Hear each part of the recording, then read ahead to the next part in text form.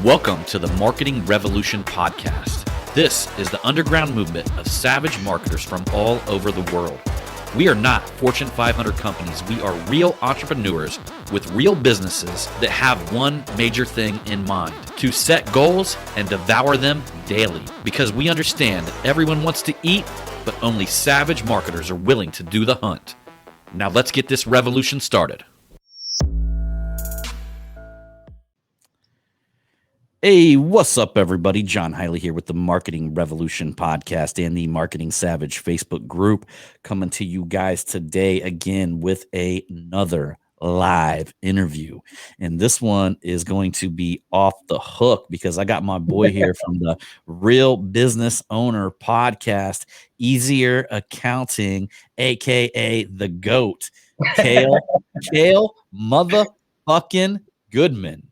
What's going on, big dog? How you doing, man? I'm doing great today, man. It's been one of those Mondays where it's like everything's just popping. I'm getting shit done. And so I wanted to clear a lot off my plate so I could jump on here and give you my full focus. And I did that. So I still got lots to do today, but I'm excited to spend this next hour or whatever we got. So really appreciate you having me on, bro. Hey, I appreciate being on here, big dog. Appreciate it, man. I know that a lot of the folks who listen to my podcast, I talk about you guys all the time on here. You might not know it because I know you probably don't catch every episode, but I talk about you guys all the time, man. Dude, I do catch some of your episodes, and we talk about you on ours too. Yeah. I'd recently talked about how we were heading back from the Concrete Cowboy and the deep conversation that Trevor got in with all of us. Specifically about the shaman guy who was talking about the how the angry cells and the happy cells, and the angry cells would eat the happy cells. Yeah. And I really wish that I could have recorded that conversation, because the way Trevor articulated that inside, that we were all like, whoa. Yeah. And I can't remember shit of exactly what he said. I just knew that it was like mind-blowing. And it's always like that with you guys, though. Ever since the moment that I've met you, and ever since the moment I've met Trevor, you guys in your podcast, you guys are always coming up with like revolutionary, like business ideas. I believe that you guys are at the forefront, the pioneers of like teaching, all of us out here, like how to scale, how to grow a business. Because you guys have done incredible out there, man. You got a hell of a business, hell of a podcast. Tell us a little bit about, man, like how you guys got started. How you started in all this. Yeah, dude, I'll go back on that. But dude, just to highlight Trevor a little bit, like his delivery really is so good. Like, I think that's what makes us work a little bit, dude, is like, like I've got obviously different strengths and he's got different strengths, but I'm always like, the way Trevor says things, I'm like, why didn't I think just say it like that? Like, his delivery's good, dude. And when you have him on, you'll obviously experience it. You already have, just in person. Yeah. Yeah. But I don't know. That's kind of what makes us work, dude, is we like both just have these different topics or areas that we thrive in. And it's like different perspectives, but we have the same beliefs, so it's pretty cool. It works awesome. But to give a little backstory on us, it's kind of wild, man. I met Trevor working in one of my very first sales jobs. And we worked on this call center, dude. And the call center was selling marketing. Dude, back when the internet was still this really weird thing to most people.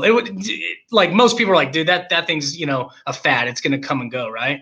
But the guy we worked for, he had built all these marketing funnels and systems before anyone even heard of funnels, right? Like, he was building funnels, and he would create us leads, and we'd go in and we'd sell coaching and mentoring, and we'd teach people how to duplicate success. And it was really cool for a while, but it got so big, those owners end up getting kind of greedy, right? And so it kind of just turned into not as quality as it was in the beginning stages. But Trev and I were lucky enough to be there in the early days, and we really learned how to sell on the phone really well. And then we went down our separate paths. Trev was only 18 years old. I was 19 years old. And we went down separate paths, and he kind of went down into some other call centers with some guys that he was pretty close with. And he got hooked on drugs and everything. I already had a kid at 18 years old. So I was like, I was going to work every day and come home to the family. I didn't go out and party. I didn't go to the bars. I didn't go to the house parties. I didn't do any of that stuff, and so I went down a different road and ended up working at a tax and accounting company and became a salesman for them. And I fell in love with it. I got really good at it for a few years there, but I've always just been an entrepreneurial person. And so eventually I just started my own thing, man. And Trevor came back around. He had gotten clean and wasn't hooked on drugs anymore. And I always loved the guy. We always had a great relationship. Like, he's like my homie from the start, right? The second we met, Yeah. like one of those people that we just vibed and we hit it off. And so when he came back around and wanted to work on my sales floor, on my call center that I had built for a Forex education training program when Forex was new. So I kind of jumped into that with a different partner. I brought him in to do sales, and he took it and he ran with it, and he stayed clean for years. He's such a great leader and manager that when the time presented itself, I was like, bro, we need to partner on something. And so at that time, I had been shutting down an old partnership with the tax and accounting company I started and the Forex company that I had started. So I had multiple, and I just was like, let's rebuild this with together. And so we started our credit repair company. It wasn't really credit repair back then. It was more prep for funding, because people were always coming to us for funding. We had all these funding connections, but their credit sucked and their business plan sucked. And so we built a system around that. And so I brought Trevor in as a partner on that. And then I brought him in on the accounting company because I just saw so much value in the way that he manages and leads people. Like I have a lot of strengths in creating relationships and getting us into the different groups and creating all these, referral partners and all that stuff. Like networking is my thing, right? And he's just great at building people up and tearing them down when they need to be teared down, and building them back up and holding them accountable. And so we just kind of we just ended up being partners on everything, so. Yeah, I could see that with Trevor too, because he doesn't take shit, Yeah. And if he's got an opinion about something, he's not going to shy away from delivering it. Yeah. I'm more methodical and think things through everything. And I'll put together like a plan and execute it. And I'll go, I'll network with people. I'll play the long game. And he's like, but I'm very anti-confrontational, right? Mm-hmm. Like, so the employee comes to me and they're like, dude, can I please have another advance on my paycheck? And, or something like that. I'm like, I don't know, sure, dude, let me help you out. Cause I'm just a softie, right? Trevor's like, yeah, I'm no, like man, that too. That's not going to help you out. You need to get your shit together. We're not going to give you an advance, if they don't need it, right? Like, he'll also build people up if and help them get through some shit if they're a really key person and they just have some shit they need to work through, right? And so, yeah, he is good like that though. He doesn't take shit. So, when you guys were something I picked up when you guys were working in a call center, there was a model that we used to use back in the day as well. Like I've been involved in some of this type of stuff, and one of the models that we used to use is there would be like 5 people at a table. 4 of them would be the ones that would do the cold calling, and then you would have one closer at the end of the table. Mm-hmm. And what would happen is when the cold calling people would forward it to the closer, they would split the commission. So the closer is always making commission on everything, right? Mm-hmm. And the ones that are doing the cold calling are just trying to get somebody on the hook to split the commission with the closer. Find the money, probe. Yep. I mean, is that how the call center was set up? Yeah, prober or setter. So you set the deal and the closer will close the deal, right? And we both started as old school shit, bro. That's old school shit, right? It's old school shit, and dude, it still exists. I know companies that still do that. It's kind of crazy, But there's a lot of power in that. But there also, it depends on how you do it, dude. If you're not doing it ethically, it's bad, right? And I've seen people get shut down for shady sales practices and stuff like that. And that's one of the things that I feel like we've really learned over the years, being a part of that, because that's kind of what it turned into. And so we've learned, man, that's just not a road we want to go down to. We always want to produce like value, right? Like we're human, we make mistakes, we mess up, we fix it, right? But when it turns into a cash grab company, those are temporary. You might be able to grab some cash for a minute, but dude, you're done in 2 years. You're not building something that's going to be around 20, 30, 40, 50 years that you can really be proud of, Right. Well, I mean, the great example of that would be Russell Brunson with his very first company. Mm-hmm. I mean, the reason why that company with 100 employees got shut down was because of the level of disputes. Yep. What they used to do in marketing, they would tie in very small continuities when you purchase like some sort of program. Right. So, but it was all in the mouse type. It was all hidden. It would be like $10 a month or $15 a month. And what was happening is people were disputing. And nowadays, if you get too many disputes, like the payment processors are going to recognize that and they're going to fucking shut your shit down. Yeah. They're going to yank your ability to accept credit cards. Yep. Or some federal agency or some state agency or like an AG. Like I've seen all that over the years. So. Yeah. Which I'm so happy that he was able to build his empire back up. But I think what he learned is that you got to do it right. Just like you said, I mean, you've got to build something that you're giving value to the world. Yeah. I truly believe that anytime you're in a business where you're taking more than what you're giving, you're almost considered, like, I would believe, a parasite to humanity. Yeah. Right. because Mhm. money wasn't designed for me to like, for you to give me my money or for me to take your money and then give you less. Money Right. was actually designed for when you give me money, I give you more value back. Mhm. And when money doesn't work that way, it turns the transaction into something that's more of a negative. It's not a positive anymore. It's not a Yeah. positive thing. Yeah. And the world cannot move with negativity being taken from people all the time. It's nature. Like Mm. nature will fight back against that some way. Dude, it's so I would, true. And not only that, dude, but like honestly, like I want to build a company that compounds, constantly grows. And the best way to do that is to have word of mouth marketing. You know what I mean? When your customers are turning in customers into more customers, like that is how you win the game. And it takes a long time to really get to that point. And you got to play that long game. And if you're not building services with value that really change people's lives, like or help assist change their lives, like, dude, you're just not gonna ever have that component, which is the most valuable part of marketing, in my opinion. You know what I mean? So that's what I've seen anyway. Like I want my customers to turn into affiliates, lead partners, referrers, whatever it is, and you just can't do that if you're not if you're cash grabbing. You know what I mean? You just can't. absolutely. And as like the Dan Kennedy used to say, instead of being an unwanted pest, you become a welcome guest. Yeah, And that type of stuff is done through referral type marketing. absolutely, And man. in fact, the closing rate goes through the roof, Mm-hmm. meaning that the people already know, like, and trust you by the time you get on the phone with them. Yep. I honestly, like, I don't like if somebody randomly finds me and doesn't know me, like, I don't like getting on a sales call with them because I'm like, it's just maybe it's because I'm being lazy and there's too much song and dance. I got to do too much song and dance. You get to the point to where I guess marketing will make you lazy because ultimately you're market positioning yourself in a way where you want to get people on the line and all you want to say is like, where do we sign? Yeah. Yeah. Exactly. Where do we sign? And Yeah. I'll tell you the funniest thing. I had a lady get on with me the other day and she's like, as soon as we get on the call, she's like, are you still accepting clients?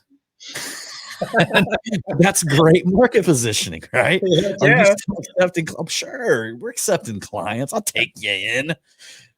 Come on, It's so let's true. but that's ultimately because what you said, because Mhm. we value taking care of people to the extent to where word gets out. Yeah, Word it's gets true, out. man. And I think most businesses, Kale, I mean, most businesses out there, it's like hard to find a business that will not only like go the first mile, right? So Yeah. the fucked up thing is that we're actually like surprised when a business like does what they say that they're going to do, right? We're like, I oh know, shit, it's they so sad. delivered and on Yeah. time and Yeah. on time. Wow. But when a business like goes the extra mile, you're like fucking blown away, It's so you true, dude. know? Because it's like people haven't grasped that one concept that Mhm. most of the people out there aren't even going to go the first fucking mile. So if you intend to go the second mile, you're just going to absolutely blow people away. And hey, guess what? Maybe you invested a little bit more into that relationship, but you know what? That's going to do what Kale just told you. That's going Mhm. to turn them into raving fans. Yep. You know And how not many only raving fans you need to create a multi-million-dollar business, Kale? one. No, I'm just kidding. They say that around about, I'm sure with different packages, 1,000. 1,000 If raving you get fans. 1,000, what you want to call like raving fans, or Yeah. they call them true believers, people that like anything that you drop, they'll buy because they believe in you. You've Yeah. created value in their life. Once you hit 1,000, it just anything that you drop is going to sell.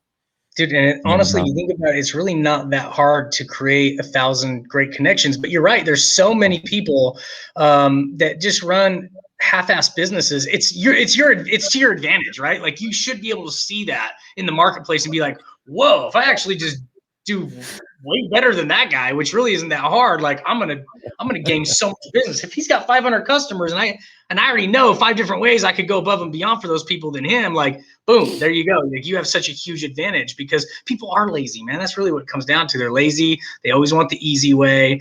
But you're right, dude. Raving fans are huge as well. Do you follow that Charlie Jabley guy? Have you seen him on any I have podcast? not. Like Andy's had him on No. his podcast. Well, he came out and he spoke to us when we were in the Arte Syndicate. Well, I guess we still are, but when it was, different a couple years ago. And he called it momology. And he was like, how your mom, you could be like doing the talent show at your elementary school or your middle school, and like it could just be horrible. Maybe you're singing or playing guitar and you're just horrible, but the one person in the crowd that's just like cheering and can't even like see your flaws or anything it's your mom, right? And so he gave this whole presentation on like, dude, go create moms in your organization that are just going to like see your greatness no matter what, right? And those are your raving fans, and that is how you scale. He gave a whole blueprint of how he's created raving moms, fans, to help build all of these little businesses or projects, because he'll do different projects like just to help people. It's not even really a business, but because he's got so many raving fans, he can get so much momentum behind him that pushes him forward to hit his goal. So it was a cool topic, but you're right. It's raving fans. Yeah, man. I love it. I love it. I love it.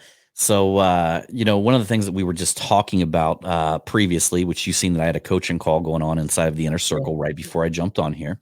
One of the topics that we talk about is mastery. Okay. And one of my previous mentors, who is a incredible marketer. He was part of Blue Blocker and part of Icy Hot, like that old school, marketing knowledge, right? Whenever I filled out to apply for his coaching program, one of the things that he actually asked me is like, have I mastered something? And he hit me with that. And I'm just like, I'm like, yeah, I kind of like mastered this and mastered that. And he goes, that's all I require. All I require is mastery in one area of your life. Okay. Right. Because you can take that mastery, whatever you do in one area of your life. He told me he even worked with a guy who hadn't even started a business before, but he was a black belt in karate. Right. So he had mastered this one thing. Okay. And because of that, you can take that and you can actually apply the same principles to other areas in your life. Now, what's your experience with all the businesses you built, the type of mastery that you gotta wrap around them? Like, what's your experience from business to business and life? Like how everything, kind of goes full circle. Are you asking me what I've kind of mastered in all my businesses? Yeah. What's your experience with how important mastery is in business? Oh man, it's so important. But so many people, they want to wear all these different hats, and so they just can't ever really get great at one thing. And that's one of the things that we've done to really be able to build and scale our businesses is like, if I'm not great at something, I want to get somebody who is to do it, right? And delegate it to them. And so, man, I'm good at just putting deals together. That's one thing I've mastered is in my industry, in my businesses, I'm good at networking and putting deals together. And so if I'm trying to do all these different things in the company, which I've had to do, I've had to wear all the hats. I mean, you can't really get started without wearing all the hats. You've got to be the sales guy, and you've got to be the, the networker and putting the deals together, and then getting, the client to sign the contracts, and then getting them, you know what I mean? Like, the customer service agent, like I've done all that. But I want to do just what I'm good at, because I can build something great for everybody in our organization if I'm just doing what I'm good at, which is building relationships and putting deals together, and so that's kind of been my mastery, right? Like that's what I've done. And that's, I've had to delegate a lot to do that. And I've had to have a lot of trust in people to step up and, in order to do that. And so, and develop those systems and processes with them. And man, we've just been really fortunate to do that as well. But I would say that's kind of what's helped us in our organizations come full circle is, getting the right team and people around us so that people can do what they're actually great at, especially the leaders of the company. Yeah. I truly believe that like one of the hardest parts about building a business in general is actually working on the business, because I kind of feel like we all are good at something, right? Like you're good at putting together deals. We all got these superpower, these strengths, right? But at some point as a business owner, you had to step out. It's almost like Jimmy John over here, right? The guy who created Jimmy John's. One point, Jimmy John had this one restaurant, people were walking in and and he was making some badass sandwiches, right? But at one point, Jimmy John had to step back and say, man, if I ever want this to grow, I've actually got to work on the business. Yep. And some people think swinging the axe and cutting the wood is like the hardest part of the business, the physical aspect. But the truth of the matter is your mind disappears in the action of like physical or something that you do over and over and over again that you get good at, right? Really absolutely. The struggle and where all the resistance appears is when you got to sit down and be like, fuck, I got to write these systems. I got to write these processes. I got to delegate. I got to start trusting people, right? So at what point in your business did you have to like step out of like working in the business and step out and work on it as well? Well, when I had my old partnerships fall apart, I knew I had to do something different, right? So I had some old partners, dude, and they embezzled from me. We built it up to an 8-figure company. My first accounting company, I was out doing my thing, man, building relationships, putting deals together, and but I wasn't working on the day-to-day operations like they were. And so this resentment festered, right? They don't see the work that I'm doing, so they don't think I'm doing work, right? Like people always see what you don't do instead of what you do kind of a thing, right? And so I'm putting all these deals together, and then all of a sudden one day I go to the office to check in, and I didn't work in their office. I worked in a different office because I had multiple companies, but I already knew like, dude, we're building some momentum with our first accounting company at those other partners. And so I was putting a lot of focus, energy, and work into building our relationships, putting our deals together. And one day I go there, I'm locked out of the building. And I'm like, what?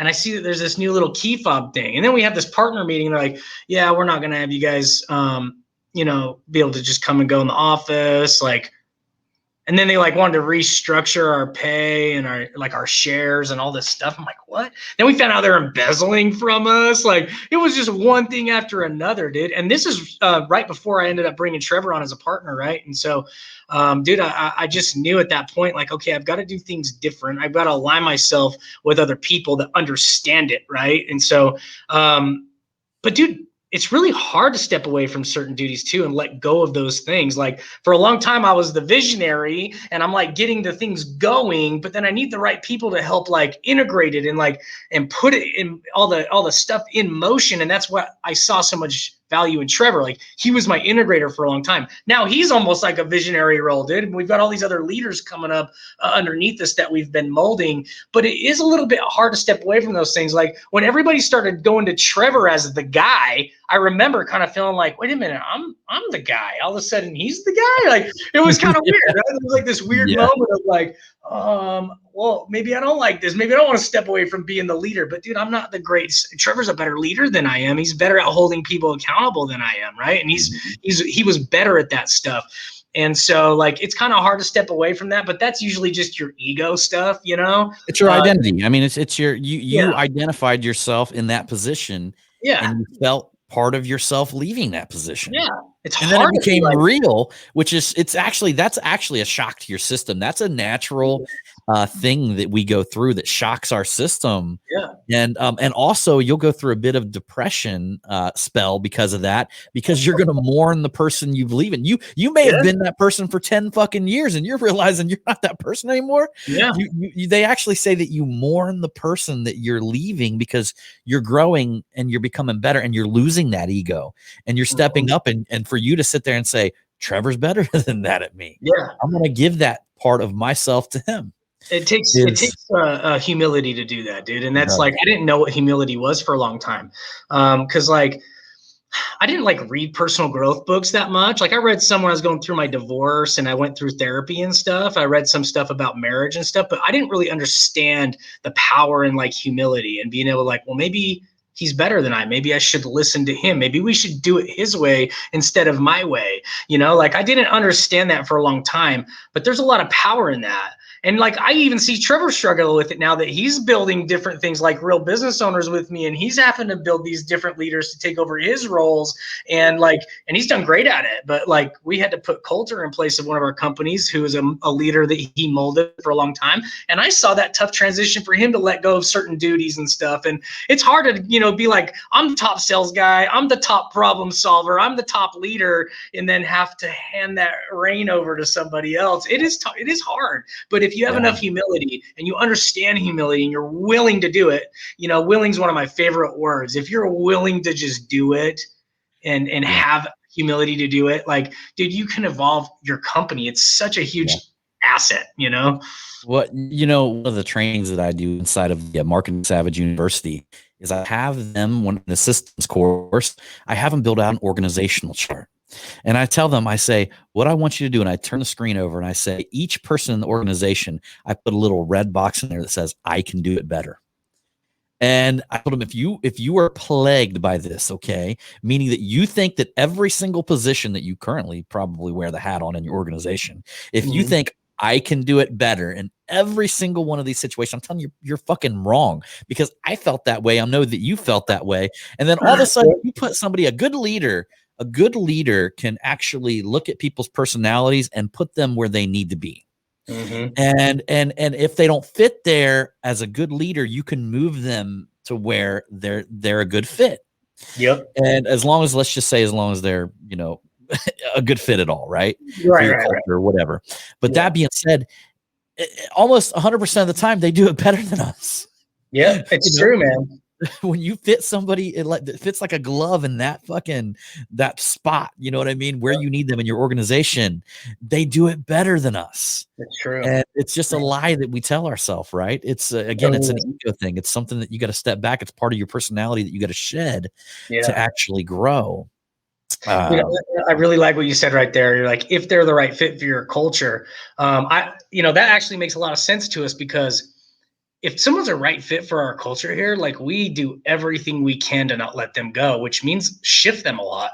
Like, I've had guys come in that I'm like, holy cow, this guy's a rock star. So then I make them a manager. Well, they sucked at managing people, right? But they were good at managing data and creating systems and processes. So I'm like, I don't want to make them feel like they're demoted. So what I would do is always make it a promotion, like, hey, dude, I'm going to give you a little bit of raise, but I'm going to move you away from managing people, and I'm going to help. I want you to manage data and some of our systems, which our leaders are all going to revolve around. So you're like going to be a huge cornerstone with the leaders in the company, which means you're part of the leadership of the company, right? And so they're like, nice, and so, and then I've even had to just move like secretaries from customer service to like more administrative or, anything, right? But if they're an awesome fit for the culture, man, we do anything we can to keep them advancing, growing. And if that means shifting, it means shifting them, So I really like that you kind of said that right there. Cause I mean, if people aren't a good fit for the culture, even if they're a rock star at something, I want them out. But if they're a great fit for the culture, I want to find where they shine. 100%. And as a good leader, that's your job, to be able to look at him and say, maybe his customer service isn't as good, but holy shit, is this guy a fucking tech genius, right? Anything, he's a problem solver. Anything I throw on this guy's lap, problems are fucking solved, man. Exactly. You put this guy in a, like you said, which integrated systems position, whatever that may be, that's a problem solving situation, man. 100%. You're solving problems for the whole damn company then. But maybe you're not so good with people. And guess what? He would probably feel more comfortable in that position. So as a leader, I think Albert Einstein said it the best, is that if you judge a fish by the way that it climbs a tree, the fish will live its entire life thinking that it's stupid. Yeah. That's because as a leader, we need to see, is their personality fit for this? Right. And man, it's an incredible situation when you move somebody out of that position and then you put the right person in it. Things just explode from there. Yeah, that's like a true analogy of fish out of water, Get them back in the situation where they thrive or create it, I think that's where schools mess up. Like the schools, they teach us one particular way and one way that they judge education. And I've got my son out here working with me, and the school actually kind of like diagnosed him as having like a, I don't even know what you want to call that. They just diagnosed him of having like a learning disability or something like that. Right. And he now builds websites for our company. Yeah. And he is insane, like insanely good. And I knew that he would be good inside of this technology stuff. He was just fucking bored. You know what I mean? Like the shit that the school gives you, it was like me. Like they never diagnosed me with that because I didn't even show up to fucking school. Yeah. Like I showed up long enough to like get the chicks' numbers and like, find out where the parties were at. And then, I would leave. And I was like literally I went to school to like bang chicks. That's the reason why I showed up to high school. Bang chicks, find out where the parties are, hang out with my buddies a little bit, occasionally get in a fight. And that's what you did at school, man. What I did too, dude. Yeah. I mean, it was that's why I tried to tell my son, I'm like, if you think you're gonna go to college just so you can go on my dime and go fuck some girls and party, you're fucking crazy. Like if you want to pay for that shit on your own, you go ahead, man. But going to college just to fuck chicks and party and I'm gonna pay for it? Nah, man. It's funny you bring that up, dude, because like I'm literally having this conversation with my wife lately. I'm just like, I have like no faith in our public school system at all, right? And I'm like, but she's an entrepreneur too. Like she owns one of the largest hair salons in town. She's got like 30 chicks that work for her, and like she's busy, I'm busy. So we really rely on this public school system, and we don't have private schools in our area. Like our town's not that big, right? And so we have like a couple Montessori schools, but they're not that great, dude. So I'm like, what do I do? Right? Like, do I just like find a badass educator and bring them into our home? Cause I know if like we would put a little more focus on it, just like we do in our businesses, we could teach our children way better habits.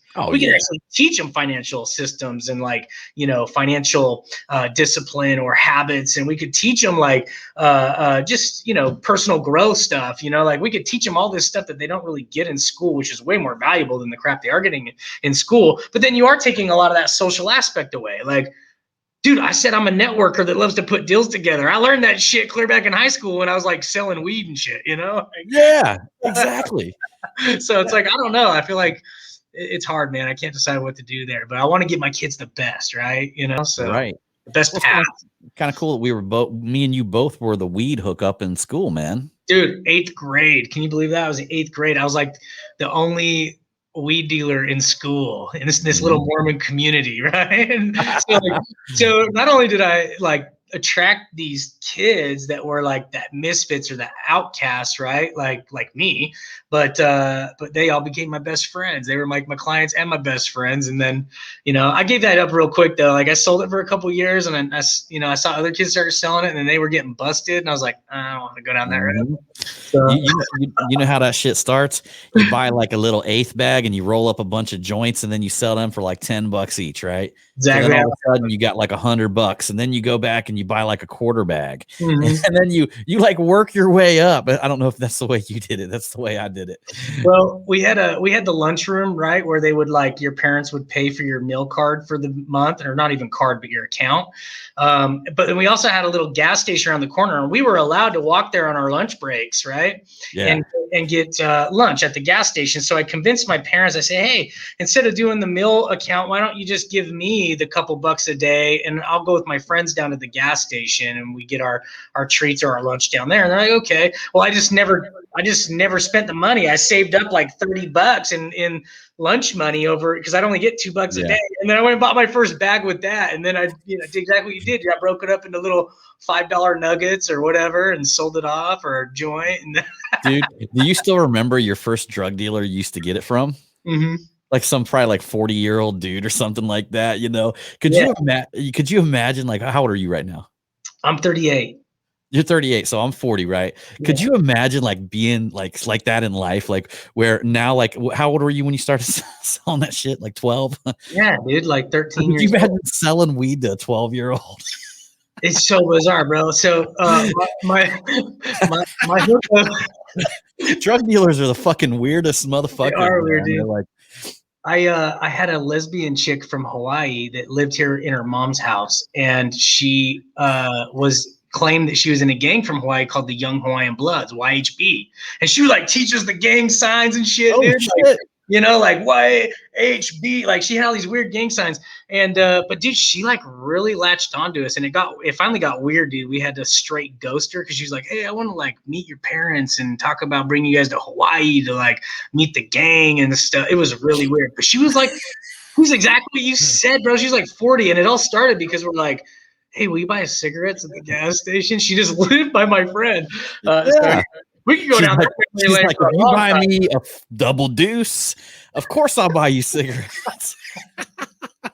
Like one of them deals where you like tack on like $4 for her alcohol for the day. Oh man, dude, I think it's so weird. You grew up in Mormon, Utah, and it's the same fucking thing where I lived in Dayton, Ohio, you know? Yeah. But yeah, that's I still remember all the weird drug dealers that we had to deal with, man. Yeah. And some in the most interesting type of people ever. Yeah. It's like it would be nice if it was legal, so you didn't have to go fucking deal with them weird Oh, right. If it was legal, I'd already like have a skilled ass drug business. No, it's not. Yeah. I had such a head start. No, I'm just joking. Yeah, man. Did you have older brothers and sisters or siblings? I do. Yeah. Yeah, that was one way I met some of those weirdos too, because I had my older brother's like 8 years older than me. So even when I was in high school, he was out of high school. Like, you know, they had those same weirdos hanging around that you could always get shit from. That's awesome, man. That's awesome. So let's talk a little bit about easier accounting, specifically. So like, tell us why it's easier. Okay, so first of all that back stuff we talked about when I told you I went to work for an accounting firm, it was like one of the best things ever happened for me, right? Because, dude, I grew up, when I was growing up, all this shit I'm going through as a kid, like being a misfit, all that stuff, we had a lot of problems in our home between my parents, and it was financial problems. My dad is a contractor, and still to this day, you know, he's a contractor. He's like almost 70, and he's still out packing scaffolding around, like, and it's cool. He's a badass. He's a hard worker, and I learned a lot of that stuff from him. But dude, the entire upbringing, as long as I can remember, all the way as an adult, he had the IRS breathing down his neck, like levying bank accounts, leaning our home, pushing my parents into like bankruptcy, contacting his suppliers. So I saw how bad that affected business owners, right? It affected him, right? And like he couldn't go do jobs anymore because he had let this IRS problem turn into such a huge problem for him to where he could only work for cash under the table. He couldn't even go get a job anymore because they would just levy his paycheck like they did to my mom when she was working at Albertsons as a checker, right? And so like both my parents had to work for under the table just to put food on the table. And so my mindset when I was a kid was like, when I was a teenager selling weed, I was like, why would anyone want to be a business owner? Like when the IRS can just take it all away whenever they want, right? Well, it wasn't the IRS fault, it was my dad's fault. I just didn't know that till I was older. And luckily, it's a little bit of their thievery, motherfucker. Right. Yeah. So I got good at say them fucking thief motherfuckers, man. Dude, they're brutal, bro. They just levied my bank account like 2 years ago. Oh, did they? Error for over $8,000, and I've submitted all this proof. They said I didn't file an extension, which I sent them all the proof that I did. Yeah. 2 years later, I still ain't got my $8,000 back. Right? I don't know if I ever will. But since I own an accounting company, they can hold a lot of shit over my head too. They're like, "Hey, we're gonna take away your EFIN number, right?" And I'm just like, "All right, I'll pay you. Take my $8,000, you extortionating fucks." Yeah. But my dad's financial habits were so bad that when I got a job working in an accounting firm, dude, I became obsessed with it. Like I spent more time. I didn't hang out with the other sales guys. I hung out with the CPAs and accountants, right? Yeah. And like I geeked out on this shit because I finally understood as a young adult, like, dude, this was not the IRS fault. This is my dad's fault. It's my mom's fault. Their financial habits sucked. And it gave me the confidence to go start my business now because I learned so much at that company about taxes and accounting, right? Well, as I became a business owner, and I had that experience of working in an accounting firm, after a couple of years of that, I'm like, dude, I got to start my own accounting firm. Like, I get it now as an entrepreneur and an accounting and working in an accounting firm, the disconnect between the two of them, right? Like, accountants do not think like business owners, and business owners do not think like accountants. And so Trev and I, as we've been rebuilding our accounting company from my old partners, which we did a good job there too. That was just straight greed that just ended the relationship. But Trev and I are like, dude, Our job is to teach our accountants how to service business owners, entrepreneurs, the way they need to be serviced. So we've developed our systems and processes to help hold business owners accountable to get us what we need in order to take it off their plate. And that's really the big disconnect. Like, everybody's programmed to do it once a year, twice a year, wait until they absolutely have to do it because they hate it. It's like the least fun thing to do in business is accounting. Nobody wants to do it if you're entrepreneurial. Like, that's like they hate it, right? And so we're like, dude, we can make it easier if we can literally do it for them. And nowadays with cloud-based accounting and with our systems and processes that are developed around really making it easier for them, like, we can take it off their plate almost completely. When I go speak at events, I'm like, hey, who in here would rather spend 15 minutes a month on their accounting versus like the 5 to 30 hours that you spend banging your head against the wall trying to get everything together and organize for your accountant just to do some data entry for you? You know, and everybody in the crowd's like me, because that's what most business owners do. They wait, and it's and then they have to do it. It's stressful. They can't get loans until their taxes are all this shit that holds them back, right? And so they all raise their hand. I'm like, listen, we don't need you to do anything but just answer our calls 15 minutes a month, answer our questions, and we will make your life so much easier. And that's how we get so many of our customers, man. It's like all we do is make it easier for them by like making sure that they get us what we need. That's it. Yeah. And that's how we came up with the name Easier Accounting too. Actually, our first name was Easier Bookkeeping because we were so cheap when we were rebuilding the business.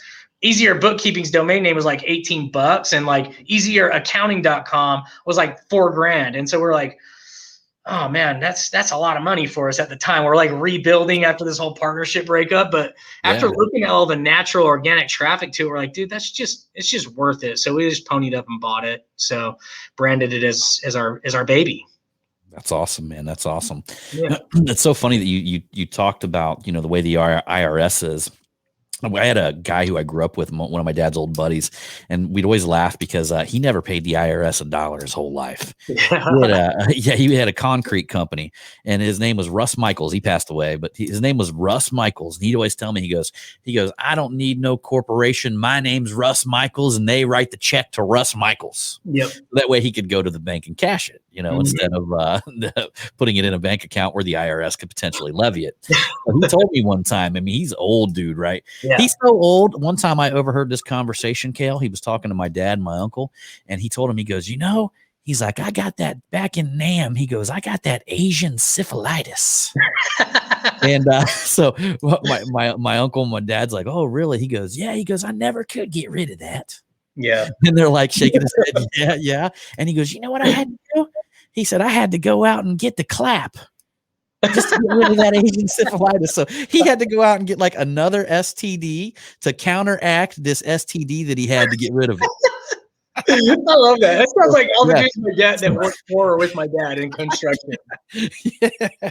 So old Russ Michaels, he said the IRS, he goes, you know what the trick is? He told me one time, he goes, you can't be scared of them. Mm-hmm. He goes, I went in there and they told me I owed $60,000. I told them I had made $60,000 my whole life. Yeah. He ended up living in a garage in his later days. Yeah. Like he literally lived in a garage and had his bed in there and his house in there and all that shit. Sounds like my grandpa, dude. He's freaking war vet, and he was a contractor when he got out. He lived in a storage unit, you know, like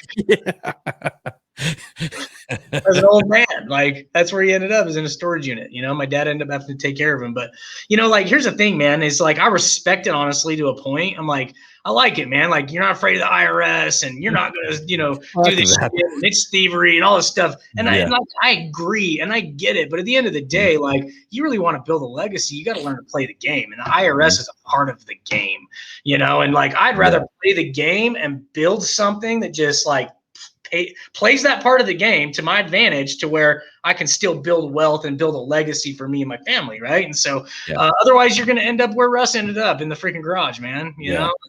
You can't, to be honest with you, leverage and all that stuff. Yeah.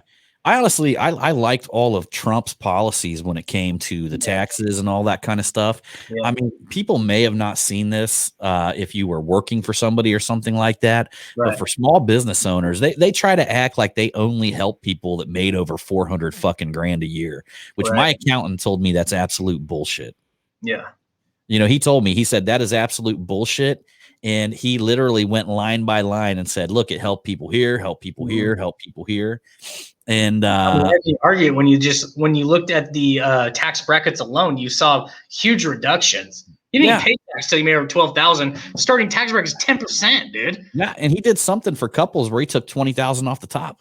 Yes, the QBID, the qualified business income deduction, right? And so, like, unless you were in certain fields like accounting or real estate agents or something where you got all that 1099 income from consulting, like you literally just you didn't pay tax at all on that first $12,000, and then after that, you could still take deductions against the $12,000. So, I mean, typically, you're really not going to pay taxes until you're like $30,000-$40,000 of profit.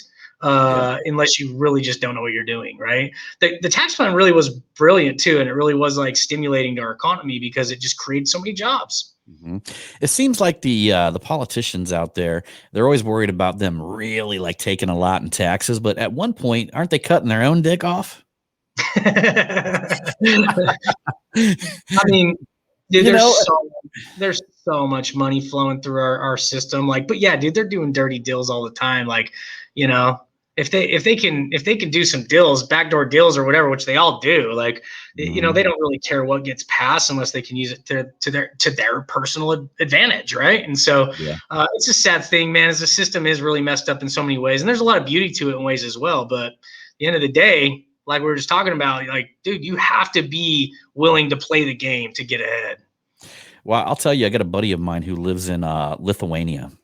Yeah. He might even, or not Lithuania, Slovenia. And I also have some buddies that used to live in Poland. And one of the clear things or one of the things that they hated about their countries is that taxes were something like, you know, how Americans, like you said, will spend, 15 minutes a month with you getting them taken care of. They're spending like full on, like 20 or 30 hours a month filling out all the documentation and the things that are needed to file your taxes. I mean, it is crazy what they put some of these, some of these other countries through to file their taxes. Yeah. And hopefully that never happens in our country, man. I mean, probably good for you, though, to be honest with you, because then you just take that much more weight off of everybody else's shoulders. Price went up. Dude, some countries have really good, easy systems. In fact, they'll practically pay you to come start a business there, right? Because they want to stimulate their economy, and some places really are way worse than America as well. I don't know, man. Like it's easy to say that our tax code is so difficult, right? But it's laid out there for everybody to go and understand it. The problem is most people don't understand it because it speaks over our head. Because most of us come up from shitty public school. We don't learn about this stuff. And so at the end of the day, and that's why it's become so miserable as well. So that's why accounting is such a great business. And I'm so grateful to be in it because I understand the accounting side and the business side. But it's not that difficult if you really do have the right people on your team, and it really is like systemized, right? Just like you want to systemize all these different departments in your company, you got to systemize the accounting side, the financial side, because I mean that's your biggest expense. It's your biggest expense, man. Like you should put some effort there. Don't just wait. Like, and then I get it because I did it too. When I started my first company, I was just in grind mode, getting it, making money. And I did the same exact thing. That's why I had the epiphany to open my own accounting company. Is like, man, a year and a half in, 2 years in, I'm like, holy shit, I haven't even filed those taxes. And I know this is going to come back and haunt me like it did my dad. Like I gotta do this, right? I got to get out of this grind mode of just making money and figuring all this out and actually put some focus on that, and the earlier you do it, the better off you'll be. Yeah, absolutely, man. I was very fortunate with one of my very first accountants back in the day who later on retired, but I was able to sit with him and he taught me everything he knew about accounting. So it's so funny when I sit with my friends and I'm like talking to them and they're like, well, should I do an LLC? Should I do a C Corp? Should I do an S Corp? Should I do a C Corp elected as an S Corp? Like I can actually sit down there and probably not as good as you, but I can ramble off the benefits of, creating, cause I actually, believe it or not, I got a blend of all three. I've got an LLC, I've got an S Corp, and I've got a C Corp. And the C Corp, I pay a lot of money out of the C Corp bill and stuff like that. I mean, it files taxes on its own. and then the S corp rolls over into into your personal. It just files like an information return. Yep. And as I feel very fortunate to just had been able to sit and ask him questions, and he actually told me the right answer to all the questions. Hey, most accountants will, if you know, but they're just not used to a business owner caring to learn that area of the business. It's always fascinated me. Like, it's always fascinated me. And I mean, you may feel different about this. But I have been an avid. I've been against LLCs for a long time. Yeah. And I'm going to tell you why. Probably not for a holding company. If you are going to keep it as a holding company where, you don't elect as an S corp and you use it as an actual holding company. I think that it's really good there from what I hear. Right. But the only reason why is because corporations are set in law, man.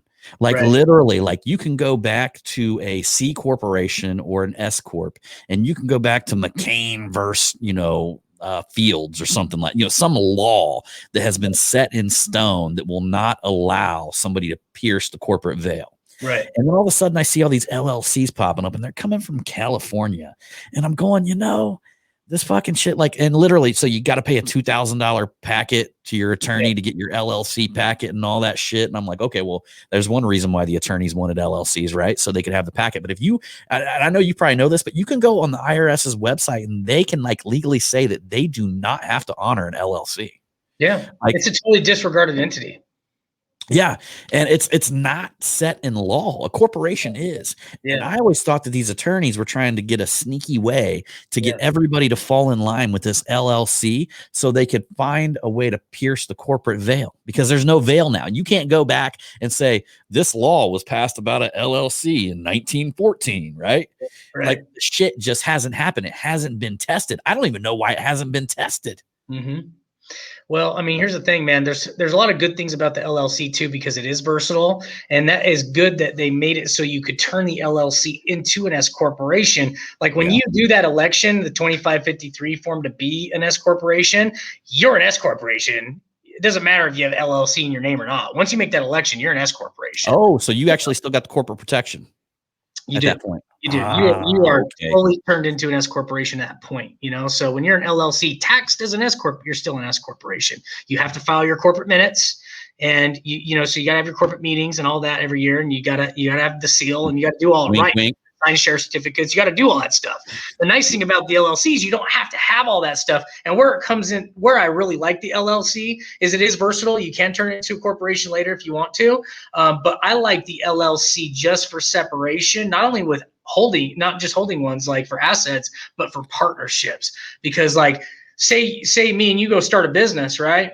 And it goes great, and we've got all this money we're making. I want to be able to have my agreement with you in that limited liability company, so that I can then take it and pay my S corporation, which is then there where I'll pay myself, and that way I don't have to have 1,000 different S corporations that I've got to sign share certificates and I've got to log corporate minutes to stay legitimate. Because an S corporation, you can still pierce the corporate veil if you don't log your minutes every year and you commingle your funds, so you got to know. But with an LLC, you're right, it's not that as much protection as people think, but having that separation and those organizational agreements with all your partners and your assets and flowing it all to your S corporation and then paying yourself, or choosing for some assets, like a long-term real estate investment, you don't want to flow that money to your S corporation and get taxed at earned income. You want to take your depreciations against it.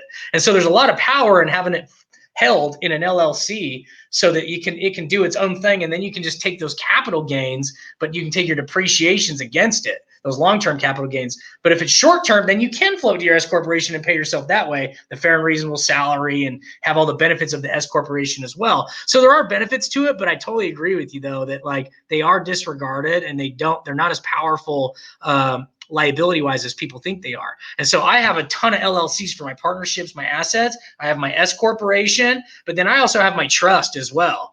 I have my trust that manages it all. It's all funded to my trust. It's all written out. It's all organized. So I really do have all those layers of liability protection. It's still all up for grabs though if I mess up and I don't have my proper documentation, my minutes logged, all that stuff, right? And so you do got to be careful and know what you're doing. And that's what's so great about a business owner like you. That's why your accountant loved you, wanted to share with you, because he's like, man, I love when business owners actually care to learn this stuff, because he knows that's going to be a long-term client, because he sees the value, he's playing the long game, right? And so there's a lot, dude. It's endless. I mean, there's so much I don't know either. That's why I'm so glad I have some badass CPAs that specialize in different things on staff here. We got guys that just deal with real estate. Some of that stuff in real estate is still way over my head. Even with business, corporations, C corporations, there's a lot I don't know. There's a lot I do know, but I got them that's like their area of like expertise, Back in the day when I was I used to be a mobile dent removal company. That's how I started in business, right? And I just had one vehicle.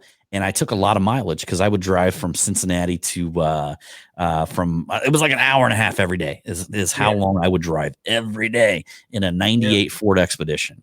And, one year the city came at me and they hit me for my mileage log. And I'm like, okay, well, fuck, I never did that. I just like guesstimated how many miles I would do every year. Right.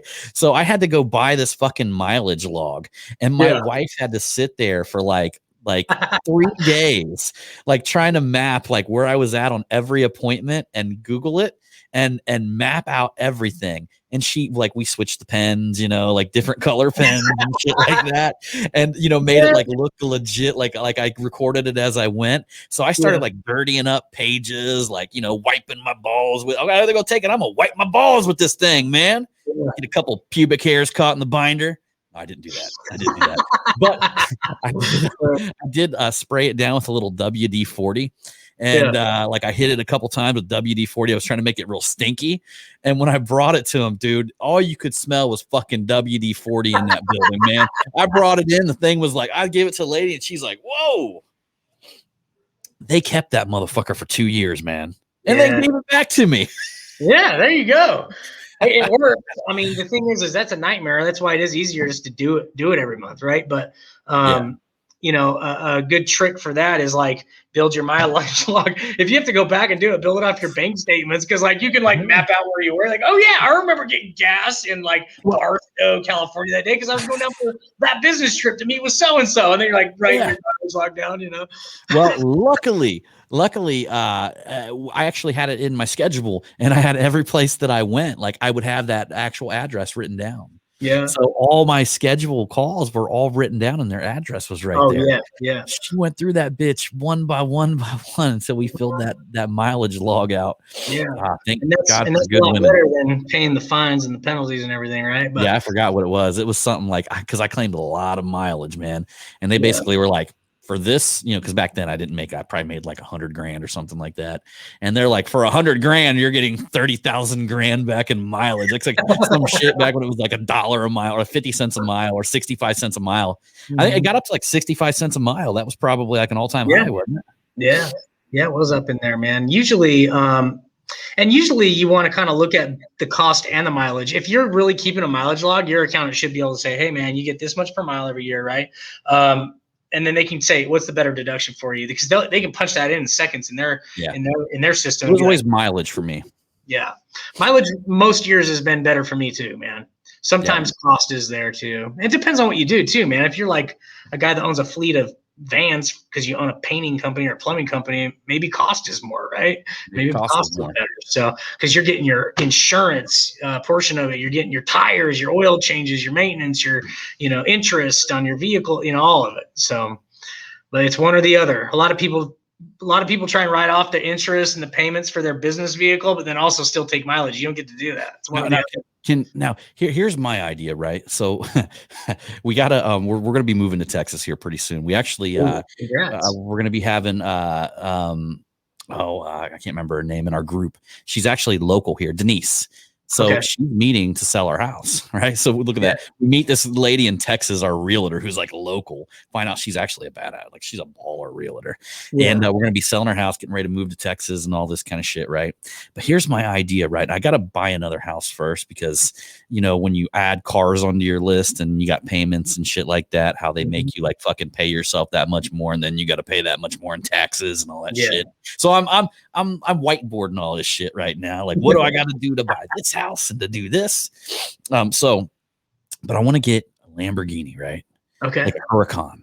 And I want to like basically like a matte black, put that marketing fucking Savage logo on it. And I'm gonna tell you why, guys, because that motherfucker is gonna make me a lot of money. You know, because it's a big car scene out there, and I want to be shaking hands with other fucking people that own Lamborghinis and own fucking McLarens and own shit like that, right? Yeah. And what I'm gonna have in there, just a marketing Savage logo, just like faded into it, man. Like not too bright and too bold, but nice and fucking clean in there, man. Now, wouldn't that be a tax write-off? Yeah, well, the cost of the actual wrap, to put all that stuff on there is a tax deduction. And if you're using the business or the vehicle primarily for business too, like you're taking it to shows to market your company, like every one of those shows you can write off as promotional expense, right? But the actual car, you still have to keep a mileage log on it. You can't just write everything off because you put your logo on it. You still gotta decipher which is your personal miles versus your business miles. Because even though your company's on that and splashed all over it, and everywhere you drive is basically marketing you, if you're taking that shit, out on a Sunday cruise with your lady, like they're still not going to give you credit on those miles. You know what I mean? They don't care that your logo's on it. It's same thing with your clothing. Like people are always like, dude, can I just write this off? I put my brand on it or whatever. And it's Can you write off the payments of the car? Well, you can write off if you take expense of your vehicle, you can, right? But it's like really only the interest. Because here's the thing. You imagine the IRS pulling you in, be like, so you drive a Lamborghini as a business vehicle. Yeah, and it's promotional, and you can make that argument, right? You can make all those arguments. Just like they give you that SUV tax credit, you can write off the whole cost of it. But when you sell it, you got to recapture it back, right? So if you go buy that Lamborghini for $100,000 and you prove that it's for business, and you take that $100,000 as a tax write-off, which you can do, but then you go and sell it a few years later for $80,000, you got to take that $80,000 and now pay tax on it. Right? Yeah. Yes. So you still got a 20,000. You still got to write off 20,000, right? But then you do it again, right? So I just had this conversation with someone not too long ago. I'm like, look, dude, go buy your $100,000 truck, but when you sell that one that you're trying to sell for 60, you got to recapture it. So you're still getting a $40,000 deduction this year. Yeah. So you can write off the cost of it, but not necessarily payments. You can write off the interest because you already took the cost of the vehicle as a write-off. So, there's a lot to know when it comes to the vehicles, believe it or not. But people don't know they got to recapture it, and they don't like it when it happens. They're like, "But I bought that $100,000 truck for my business." I'm like, "Yeah, but you sold that other one for 60, so you really only got $40,000 deduction this year." Right. There's so many gray areas that you get into, but one of the interesting things that I learned that it's illegal in the state of Ohio, probably in every fucking state, to show the amount of taxes that you pay on the gas pump. Oh, really? Because people don't realize that. Like they can't separate the two, even on the fucking receipt. Yeah. You know why? Because the government's fucking gangster with it, and they don't want us to know that when we're paying $3, $4 a gallon for gas, that fucking 50% of that shit's going to taxes. Exactly. Yeah, and it's not even a gallon. Bastards will not show us a breakdown. Like it's illegal for the receipt to be printed and for you to say, "Well, you spent $20 on the gas and $20 on taxes." Yeah, I've never even paid attention to that, bro. You're teaching fucking dickheads, man. That's how and they want me to be honest. You kidding me?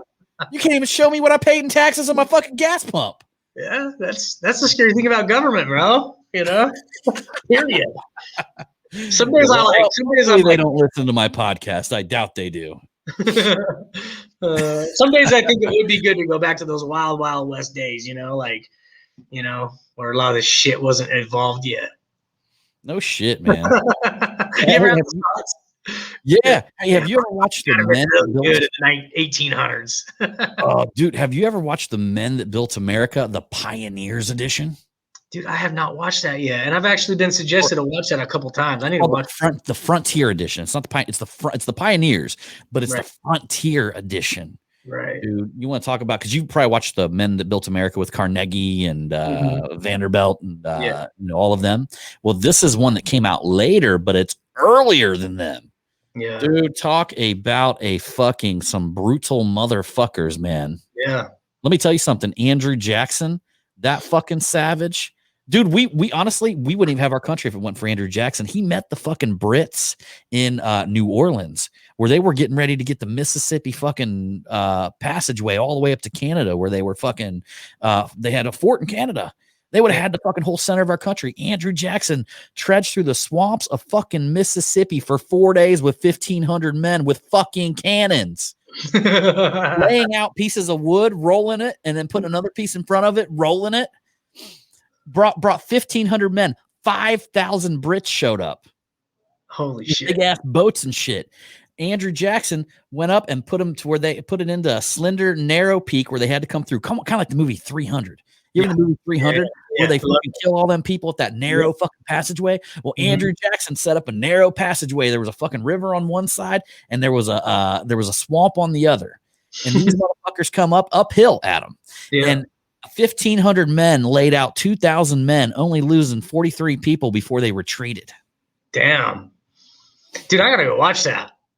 Dude, they were some fucking savages. But it's gonna make you feel like it made me. I'm like, dude, I'm complaining that I don't have my coffee in the morning and shit. Like I'm complaining, like the shit. It really makes you like, dude, like I'm not going hard enough, man. These fucking dudes were insane, man. And they were incredibly fucking. They were pure fucking savage, man.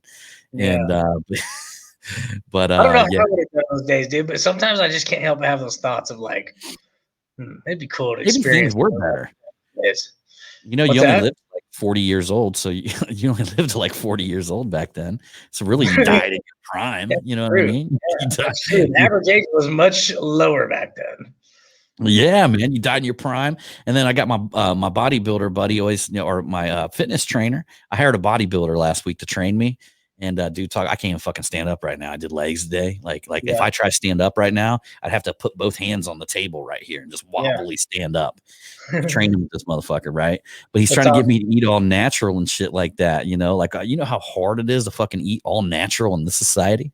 Dude, I'll bet it's so. Dude, I'll be looking everywhere. He's telling me Chipotle's is a fucking cheat meal, and I'm like, what? Absolutely, dude. Like I remember looking at like the nutritional table or something for like what the worst foods were. It was like Panda Express and like some of the even if you go there and get the grilled chicken with the veggies, it's like there's still so much shit in it, right? Yep. Crazy, man. Yeah. And if you think about it, and I'm gonna go watch that movie because we've evolved so much as humans since those days, and we in a lot of good ways, but sometimes in like our excuses too. And so I like how you kind of put that, It'll make you feel like a bitch, honestly. Like you're going to be like, oh yeah, that shit I was complaining about the other day. Yeah. These motherfuckers trudged through a swamp for 4 days with fucking, they don't even have soles in their feet. They got fucking bags as shoes and shit, like bags that you tie at the top. And they honestly, these guys made David Goggins look like a bitch. Like you will watch what they went through, including like Davy Crockett and fucking also that other one, Daniel Boone. Yeah. That motherfucker. You want to talk about David Goggins jogged on a balloon toe? Fucking Daniel Boone fucking went like it was something like 1,400 miles straight, some shit. Like the dude was a tracker and he was being trailed down by Indians to be killed. And he literally got to the point because they only put little bags on their feet that he had to put wood on his feet and tie wood on it and was running on top of wood because his feet were nothing but like red, bloody nubs. Yeah. Oh my gosh, dude. You love that. He had to get back in time to save his blog. And then he got back to a 9-day Indian attack. Oh my gosh, dude. See, I don't know a lot of the fine details of those history stories, dude, but that's inspiring, bro. I'm gonna go watch some of that. Dude, that's you're cool gonna love shit. It, man. You're gonna love it. I had full-on podcast about it, man. After I watched it, I'm like, we're going over this dude today, this guy next, right? So cool. All right, brother. All right, man. So we're gonna bounce out of here. I know we're a little bit deep in the podcast. This might be the longest interview that I've ever had. Mm-hmm. So, well, Kale, man, awesome having you on here, brother. Can you tell us like how we can get a hold of you, man? Tell us where your .coms are. Drop it all on us, the podcast, all of it. Well, dude, you've been building KaleGoodman.com for me. I'm not done with it yet, by the way. I need to get with your boy. I need to there's some content adjustments and stuff I need to make because like my team here was doing some writing about me, and I'm like, I need to go, write my own about me, right? So I got to go fix some of that stuff. But soon that will be live. And I have some cool stuff I want to get with you guys on as far as fine tuning how to connect with me directly on the site. Oh yeah. But But right now, dude, you just hit us on Real Business Owners at Instagram or Facebook, or you can go to our website. We're going to have you rebuild that one too. Or you can go to my personal ones, man. I got a personal Instagram, just Kale_Goodman, because some like 12-year-old kid got Kale Goodman before me, which is weird. It's not even a very common name, right? Should go offer him like $20. That's when I went and bought my domain name for kalegoodman.com. I was like, holy shit, like some 12-year-old kid took my Instagram handle. I got to go buy my domain name, before he does that.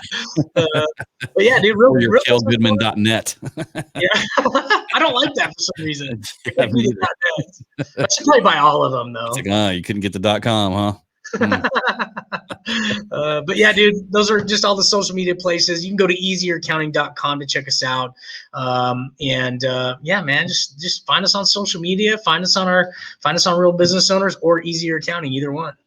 Yeah, if you guys aren't listening to the Real Business Owners podcast, man, you need to jump on that. Yeah, I appreciate that. Between Kale and Trevor, and I got to have Trevor on here next because, you two are like the dynamic duo on there, and it's incredible. And I specifically wanted to interview you guys both individually, though. Yeah. Just simply, I wanted to get like two parts of your personality like split up because I know everybody hears you together on the podcast. And, I thought it would be awesome just to interview you guys individually. And it's great, man. Awesome podcast. Tons of knowledge there. Yeah. Get a hold of Kale at Easier Accounting. If you're looking for some help on your accounting services, make it easier on yourself. Yeah, there you go, man. That's what it's all about. Appreciate you, brother. Hey, appreciate it as well, Kale. And everybody, I appreciate you for coming along on this Marketing Revolution podcast. As usual, I'm going to see you on that next one.